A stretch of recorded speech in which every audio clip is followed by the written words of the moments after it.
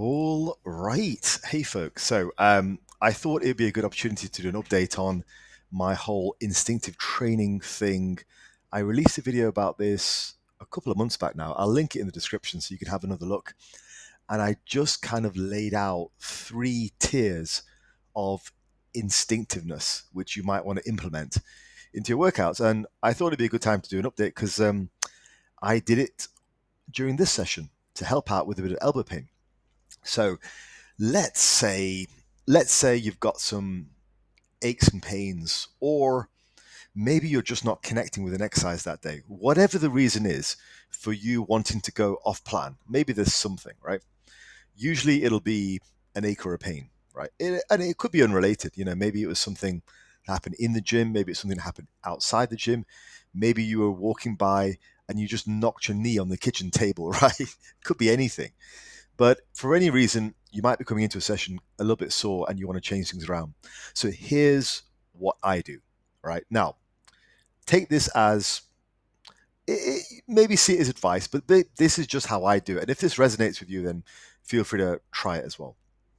So if that happens, what I think you have to do is you have to have clear goals for the session. And I think about 3 things. Okay. So the first one is the obvious one, which is avoid pain. So during this session, I had some elbow pain on my left elbow, which I think was caused by sleeping on it the wrong way. But there you go. Now, as you can see, I've avoided so far any pressing work. So first thing is avoid pain.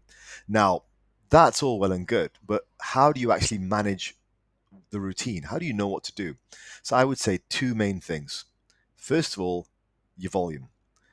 I targeted 8 sets of chest, 8 sets of side delts, simply because that was what was on the menu in the first place. So it's interchangeable. Yeah, I know cable crossovers aren't really any place for, say, an heavy incline chest press, but that leads us to the third point, the final point, which is intensity and going to failure.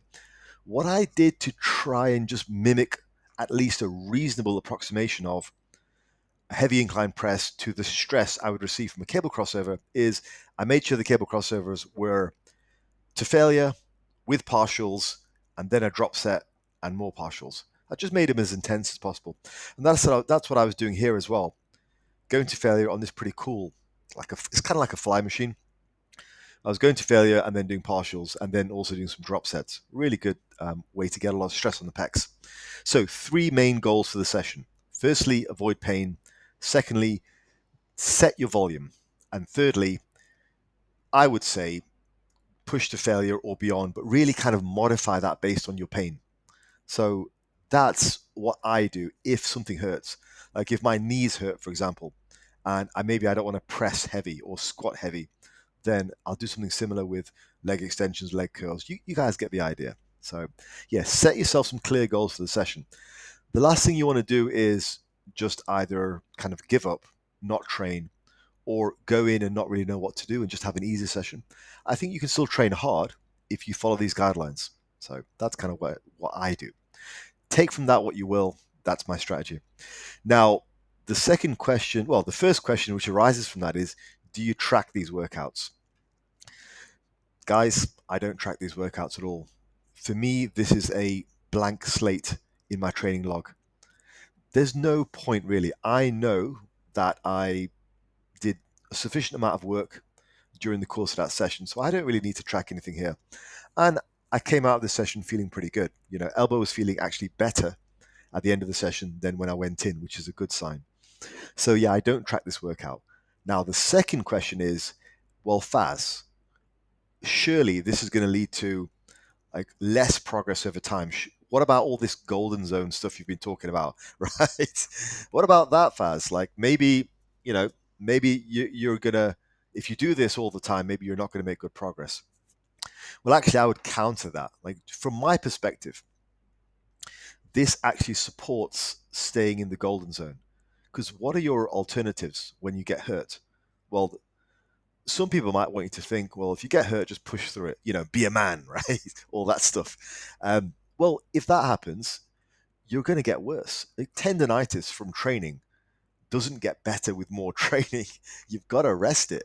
Like, yeah, you can do all this stuff like voodoo floss and all that kind of business, but to be honest with you guys, a lot of that stuff, it's very minimal benefit, if any. I don't think there's any benefit. I think the benefit people receive is just in the placebo of thinking they're doing something to help themselves, and then just time, you know. So realistically, if it's tendonitis, you've got to rest it. So in terms of staying in the golden zone, this allows you to stay in that golden zone, because the alternative is work through it, get worse, and be forced to change your routine or be forced to take time off. With this, I can do one or maybe at the tops two chest sessions where I stay off the elbow and then I'm right back to pushing hard, right in that golden zone. In my experience, if I go in, this is the perfect compromise because I have a great chest session. I stress the chest out lots. Those drop sets and partials I was doing were extremely stressful for the chest, and I got nice and sore the next day, and also I got a good pump on the day. So this means when my elbow is recovered, I can go back and just continue the progression.